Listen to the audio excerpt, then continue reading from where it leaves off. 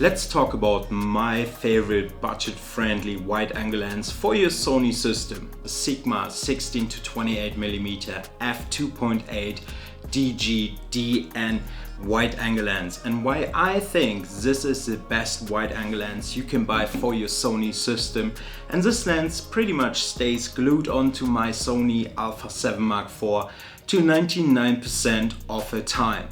Let's start off with the biggest selling price for this lens, and this is the price. The price here in the UK is around £750, which equals around $900 And for this price you can't go really wrong. It's probably perhaps the cheapest option on wide angle lens you can get for your Sony system. But overall, when we're having a look at the build quality of the lens and how the lens is manufactured, you got a high quality Sigma lens as you know it from Sigma. You got your focus ring, you got your zoom ring, you got your AF and MF switch button, and you got a bit of weather sealing at the mount as well. So overall a fantastic lens. This lens weighs less than 500 pounds, which equals roughly 16 ounces. So it's a pretty lightweight wide angle lens you can carry around all day long if you want to. This lens has no in-lens stabilization, so you entirely rely on your IBIS within your camera, which personally for me is not a big deal breaker. Could this lens has had in-lens stabilization? Probably, but then the price would have rocked up again and you would have been on a similar price range with the Sony lenses, which start at £1,000 if you think about the 16-35 f4 lens compared to £750 for the Sigma 16-28mm. The following sequence got shot entirely handheld on a Sony A7IV Mark IV with a Sigma 16-28mm f2.8 DG/DN. No after post-production being applied.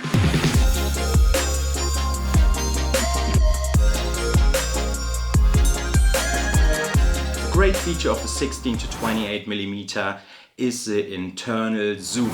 So you easily can throw it on your gimbal for some gimbal work, which makes it very easy to balance it with your Sony A7IV Mark IV on a gimbal. Fantastic. I personally be a big fan of a zoom or internal zoom. A little thing what I found weird with this lens is that if you take as an example my 24-105 zoom lens, if I twist the zoom ring to the left, I zoom out, and if I turn right, I zoom back in, or the opposite way around.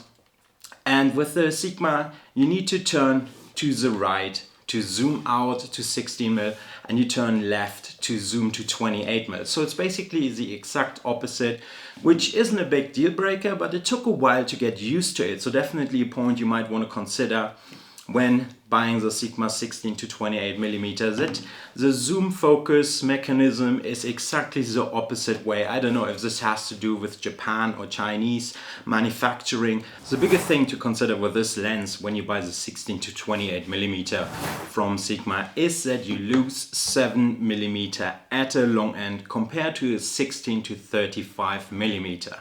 Now here's a question. How much do you need those 7mm? For my personal use case scenario, it's not a big deal breaker because I bought this lens mainly for filming, for vlogging, Absolutely, for filming my YouTube videos, or anything what has to do with where I need the wide look of a video. So having 7mm less compared to 35mm, for me, not a big deal breaker. However, with the Sony A7IV Mark IV as an example, you got the 35mm mode or the APS-C mode, which you can switch on, and you got the equivalent of 35-45mm type of look if you need to. This is how I work around. If I need a bit more reach at the long end, I switch the APS-C mode from an A7 Mark IV on and get a bit more reach at the long end. If you think about 7mm, it doesn't sound much, but sometimes it can be quite a lot which you're missing out. So if you need a 35mm look all the time, then this lens might be not the lens for you, but if you can work around it and you don't necessarily need the 35mm look, then the 16-28mm might be the best option for your Sony system. When it comes down to the autofocus of a Sigma 16-28, this lens performs perfectly. I never had any issues to get myself in focus, keep my focus walking towards the camera, walking away, doing vlog style videos. This lens kept nicely up with me, even when I had a variable ND filter on the lens or anything similar. So this lens, when it comes down to video autofocus, performs fantastic. So you don't need to worry about this. But also when it comes down to photo, this lens performs perfectly. It hits your focus, it's fast, it's snappy, and overall this lens, when it comes down to the autofocus performance, performs absolutely amazing. I never had any issues hitting focus, getting things sharp in focus, or what I've been looking for to get in focus. When we're talking about video quality, I'm very happy with this lens again, and I didn't have any issues where I thought I lost a bit of quality. Distortion is minimal with this lens as well, so it's perfect for any sort of landscape photography, architectural photography, or anything you would like to use this lens for. But also when it comes down to picture quality or photo quality,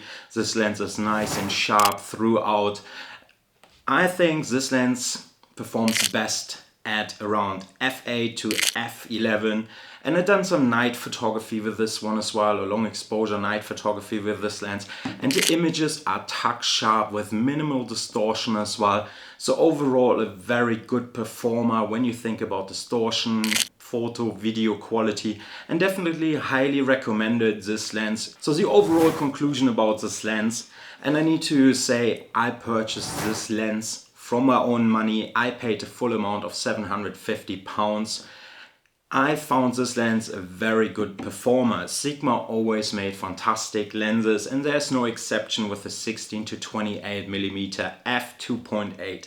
However, a few downsides of this lens is definitely that you lose the 7mm at the long end. Now you need to ask yourself the question, do you need the 7mm at the long end?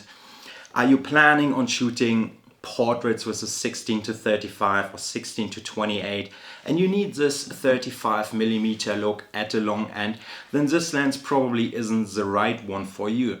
If you're on a budget and you have, let's say, £1,000 and you need a f2.8 lens, then this lens is definitely worth looking at. But also what I haven't mentioned is that you can screw on a filter on the front as well. So Sigma was able to build in a screw mount for your variable ND filter at a wide angle lens as well, which you don't find often either. A little downside for my personal needs when I think about the 16 to 28 is that I found it a bit light sometimes, but that's just my own personal preference. I do like a bit more heavy camera setup because it gives me more to work with, and I feel that you get your footage, if you film, also a bit more handheld steady than without the weight.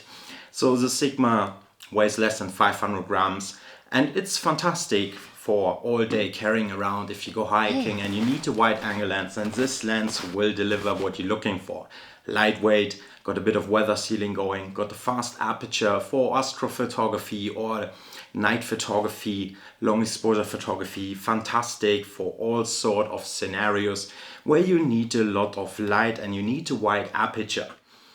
7mm at the long end, I can't answer you this question if this is a downside for you. It's not necessarily a downside for me. If I want to shoot portraits at 35mm, then I probably would get a prime lens for this, or I use my 24 to 105 f4, which delivers fantastic image quality as well. So overall, I'm very happy with this lens. This lens performs beautifully, and overall, I use it mainly for video. So the review of this lens was a bit more video related than photography related. Overall, I'm happy with this lens, and I definitely can recommend it for everyone who's looking for a wide angle lens with the internal zoom and a wide aperture. So if you liked this video, hit the like button, like, comment, subscribe, do all the good stuff, my friend. And if you got any questions, let me know down in the comments and I will get back to you. And yeah, if you like a lens, I'm gonna leave a link down in the comments below so you can check it out. And yeah, it's a fantastic lens. And with that said, I'm gonna see you, my friend, in the next video very soon. Cheers, mate.